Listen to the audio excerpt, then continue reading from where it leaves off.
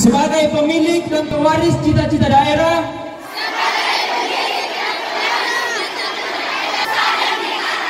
pada hari ini dengan penuh kesadaran menyatakan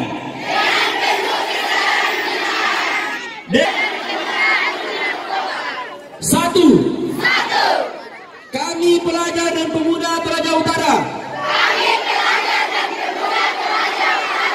Dua, kami pelajar dan pemuda Toraja Utara bersatu dalam gerak langkah bersama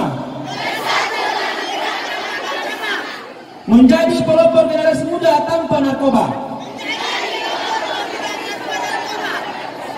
Tiga, kami pelajar dan pemuda Toraja Utara menyertai kita Rantepau 9 November 2018